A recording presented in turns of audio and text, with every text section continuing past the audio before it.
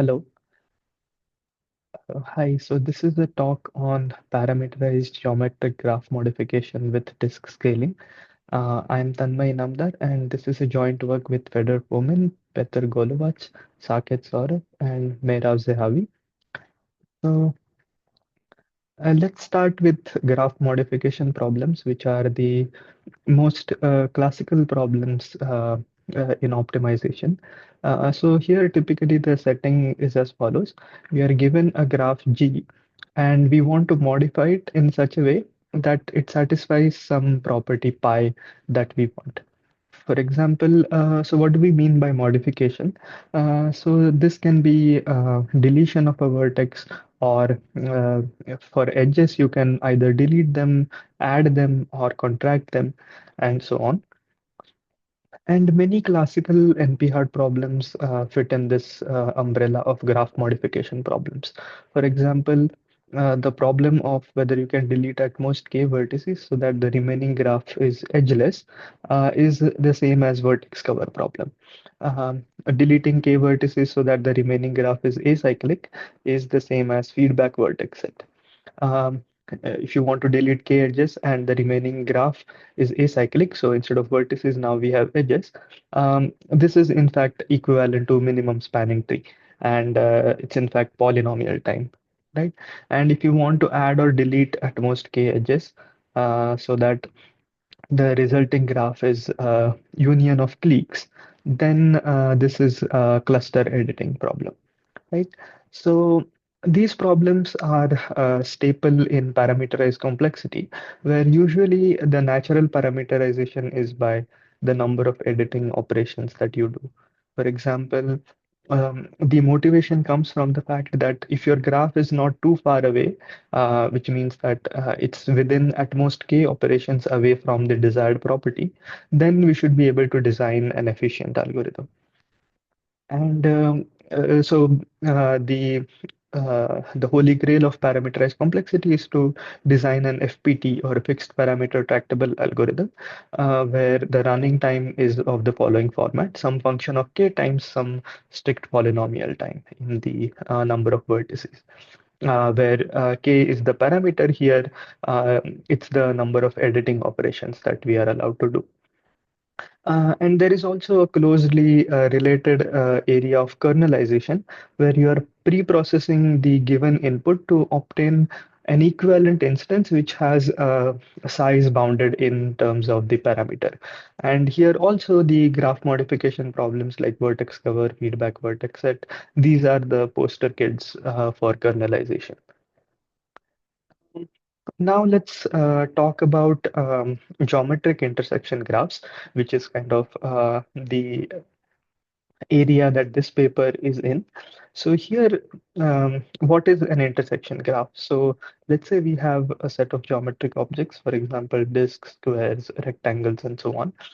Then the intersection graph is an undirected graph where you have a vertex for every object, and there is an edge between the corresponding vertices if the corresponding objects they intersect with each other. So this is the notion of intersection graphs. And the most famous example of this is a unit disk graph, which is nothing but the intersection graphs of disks of the same radius, in particular unit radius. Right, and these are classically very important graph classes in computational geometry and optimization. And recently, these problems like vertex cover, feedback vertex set, they have been studied in parameterized complexity to get FPT algorithms as well as kernelization. And these graph classes are also important from the perspective of graph topology control, which is motivated from applications in sensor networks and so on. So here, of course, as we saw, the graph modification operations that one does, these are like vertex or edge deletion, right? But now the question is, are these the correct operations to do or study in the context of geometric intersection graphs? And yeah, so this is the question that we are motivated from. And We in fact ask whether there are more geometric operations that one can perform on these geometric intersection graphs that might be more natural to study in this context. So we kind of formulate this geometric graph modification model, and the operations that we study, these are the most natural operations in the context of disk intersection graphs. In particular, these are the scaling of disks, which by which we mean either shrinking or expanding the disk, right? And the properties that we study are also the some of the most natural properties that one would wish to have. For example, edgelessness or independence, which is analogous to vertex cover, acyclicity, which is again analogous to feedback vertex set, and connectivity, which was in a sense also related to the finding of minimum spanning tree, right? And of course, this is just the beginning of this geometric graph modification, and other operations and other properties can also be studied in this model. And in fact, they have been studied, even though they might not have been framed in this way. For example, the movement of disks, physical movement of disks, has been studied in some of our recent papers. In ICAL 2022 and ESA 2023. Okay, so why do we study radius scaling? So this first, as I said, this is a natural geometric operation in terms of disks. And also thinking from the motivation of why these disk intersection graphs are of prominence in computational geometry, they are sometimes used to model sensors, and every sensor maybe has a circular range, and the intersection of two disks might be used to model whether the two sensors can communicate with each other, or maybe their signals interfere with each other, right? And also, it is natural to modify the radius of the disk, which is kind of analogous to modifying the range or the strength of the each sensor, right? So these kind of modification operations make sense. So let me introduce and formally define the geometric analog of vertex cover problem. So this is the problem we call K shrinking to independence. And I just want to say that even though here K appears in the name of the problem, it is not fixed. So it is a part of the input. So our input consists of a set of points P. Let's say it is n points. K is a non-negative integer, and alpha is the target radius, right? So it is natural, or it will be helpful to imagine that we are given a original unit disk graph where for every point in P we have a unit disk centered at that point, and then G is the original unit disk graph. And the question is as follows. So we want to decide whether we can figure out a subset S of size at most K, and the unit disk centered at these K points, they will be shrunken down to radius alpha, and the rest of the disks will remain unchanged. So they will be having a radius 1. And if you look at the resulting disks, where some of the disks have shrunken down to alpha and some of the disks are unchanged at radius 1, and if you look at the intersection graph of this set of disks, whether that graph is edgeless, right? So that is the K shrinking to independence problem. So let me just illustrate this with an example. So let's say this is the given instance of K shrinking to independence. So each point and the corresponding unit disk, this is shown here. And we also have the UDG. And the value of alpha here is half. So starting from radius 1, you will be allowed to modify, you will be allowed to shrink some of the disks down to radius half, right? And how many disks can you shrink? So that is K, which is 3 here, right? So let's look at a particular disk here. Let's say this is this blue disk. And if you shrink it down to radius half, then it kind of removes these three edges which were there in the original unit disk graph because there are no edges, there are no intersections between this shrunken disk of radius half and the other disks of radius 1. But the other edges are still there.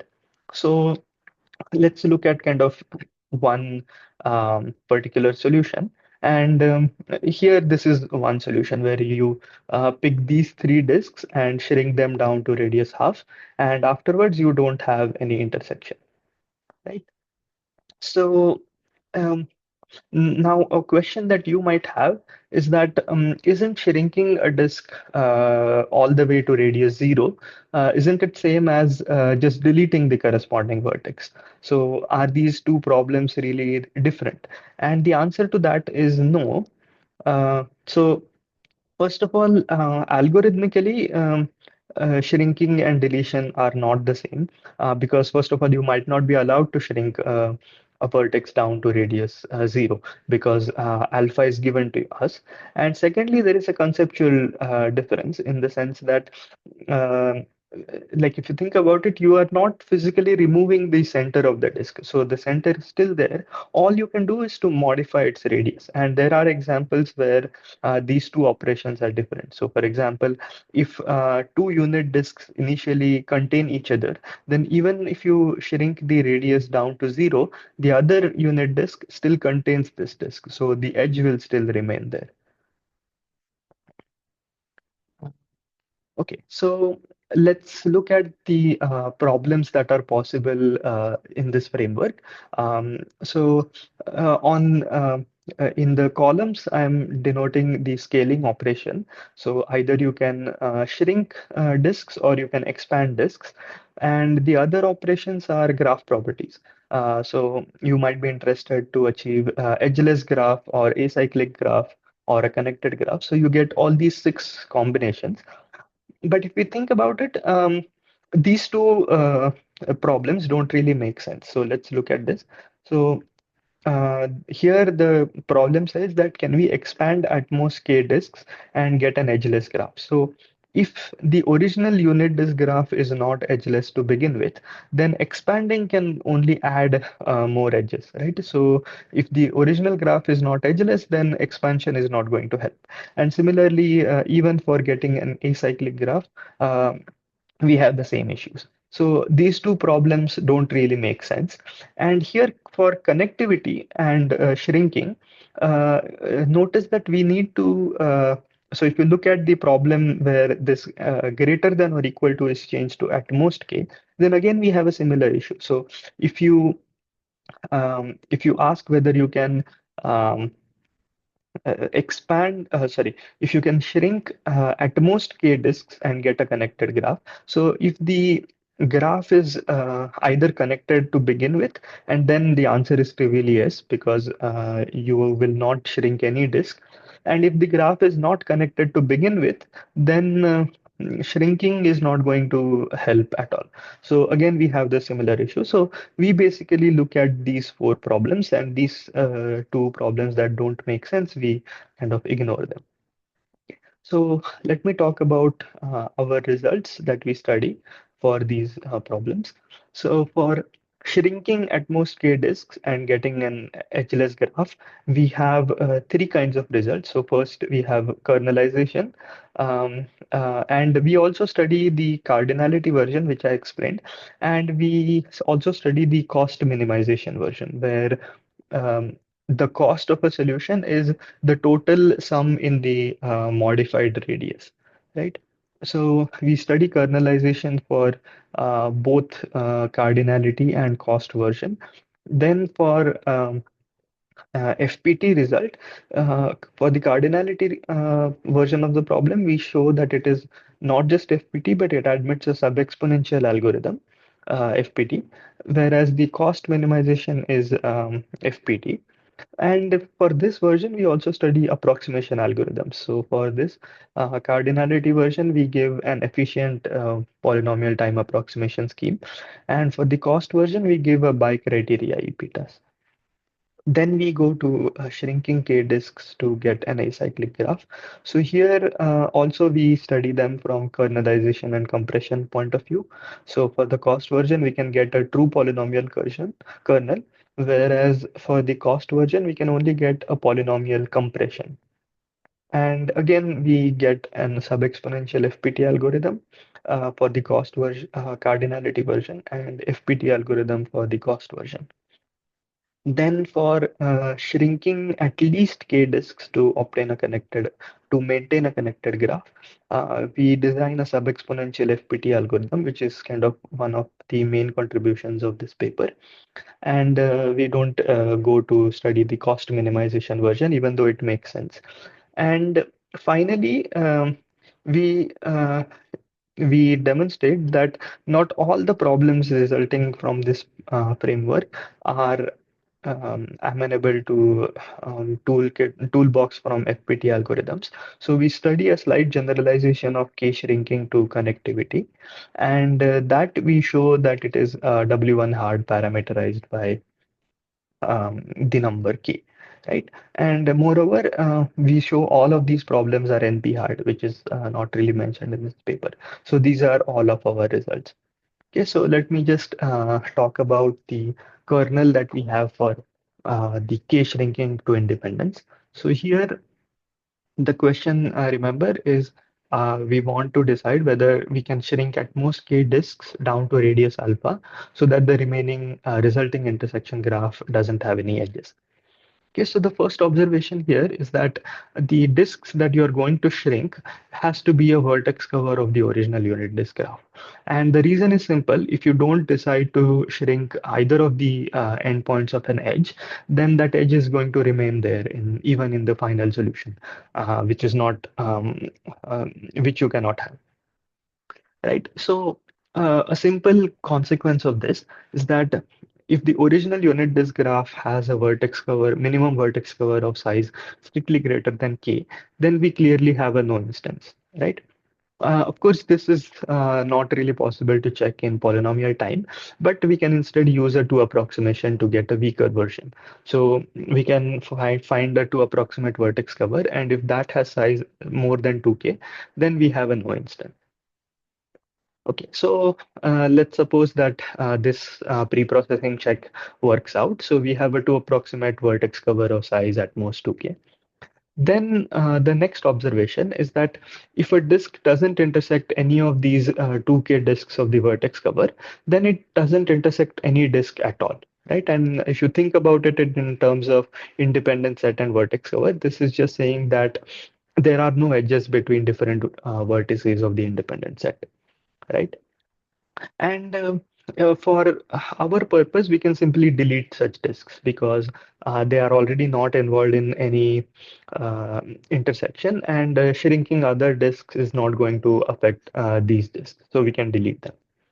Now, so we are left with a vertex cover S of size at most 2k, and those disks of the independent set which intersect some disk of the vertex cover, right? And here we use this geometric fact that if you have like pairwise non-intersecting unit disks which don't intersect each other, but they are all intersecting a common unit disk, then you can have at most six such disks, right? You can just do a simple angle-based argument.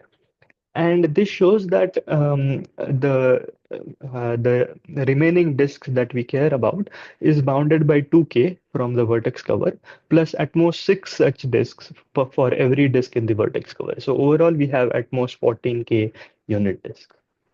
So now the question is this a kernel, like a bounded size instance which is equivalent? And the answer is no, because of a technical issue, because we still have these points, and the coordinates of these points might be like arbitrary precision real numbers. So this is not a kernel, strictly speaking. Uh, but what we have is what we say is a partial polynomial kernel for both the cardinality version as well as the cost version. And if you just want to get an FPT algorithm at this point, then you can just try all possible subsets of size k. So there are only 2 to the order k possibilities to try. And then for the given subset, you just shrink all the radii down to alpha and check if the resulting graph is edgeless, right? So this already gives you an FPT algorithm. But in fact, we go beyond this and we design a sub-exponential FPT algorithm, which I will not discuss in this talk. Now, as for the minimum, like the cost version of the problem, even the FPT algorithm is not obvious because the resulting radius, remember, is continuous. There is a range of possible values. So the final radius can be any number between alpha and 1. So it's not clear how to enumerate the solution space. But what we do is we write an linear program which kind of takes into account all these edge removal constraints. And the goal is to minimize the sum of shrinking factors. And this LP we can solve using like LPs for solving real numbers, right? So this is how we can get an FPT algorithm for minimum the cost minimization version of the problem. Now, let's briefly talk about some of the extensions. So I remember that what we had in the previous slide is only a partial polynomial kernel, but for the cardinality version, we can in fact encode all the information only using poly k bits. So we can actually get a true polynomial kernel. And the reason is because it's a discrete problem, because for every edge, there are only 3 possibilities based on the distance between the endpoints, whether you need to shrink just one disk or the other disk or both of the disks. So you just need to remember this set of information, and that will give you a polynomial kernel. Um, we yeah, so we get a true polynomial kernel. We also get similar kind of partial kernels and compression for the analogs for getting an acyclic graph. There, the arguments are much more involved, and in fact, we have to kind of go to an intermediate auxiliary problem and reduce it from there. So there, the arguments are much more involved, and I'm not going to go into the details of that. Okay, now let me finally talk about our sub-exponential algorithm for k shrinking to maintain connectivity. So remember here, you want to decide whether you can shrink at least k disks down to radius alpha and still maintain connectivity. So here, our algorithm is a novel application of bidimensionality framework in the sense that like bidimensionality framework in geometric graphs usually starts by handling large cliques. So if the clique has large enough size, then usually for classical geometric problems, it trivially implies either yes or no instance. Right? For example, if you have a clique of size k plus 3, then you can't have a vertex cover of size at most k, right? So you can immediately conclude no.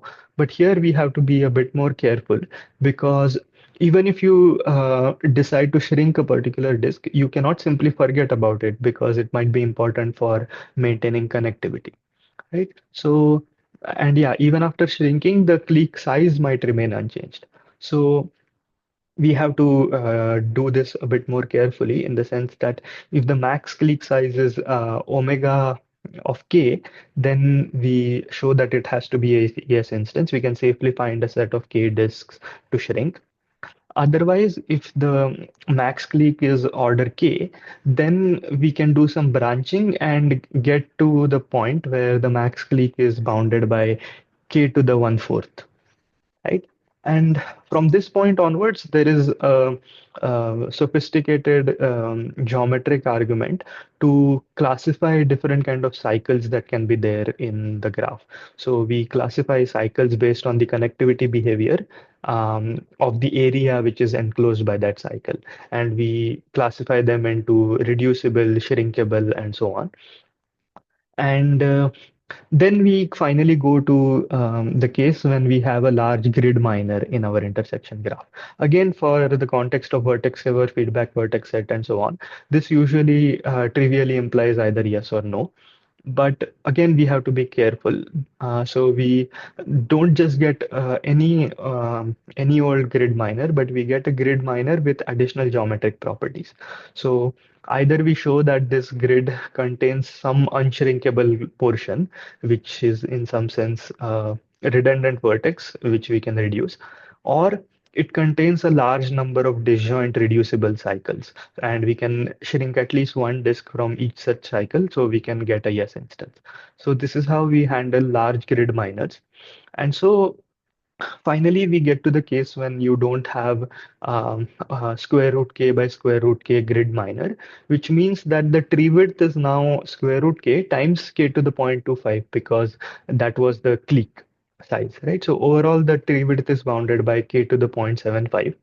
And then we can do a dynamic programming over tree decomposition to get this sub-exponential time algorithm. So I'm writing the explicit running time here.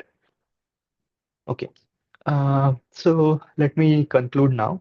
So we introduced a new model of geometric graph modification. In fact, we view it as introducing a framework for studying more geometric analogs of classical graph modification problems. And this opens up new directions for studying other kinds of geometric properties, operations, or other kinds of graph properties that you might want to achieve. And finally, we would hope that there might be eventually some meta theorems to say like what kind of graph properties are FPT and what kind of graph properties are not FPT and so on. And algorithmically, we study these three graph properties: independence, acyclicity, connectivity, and two operations: shrinking and expanding.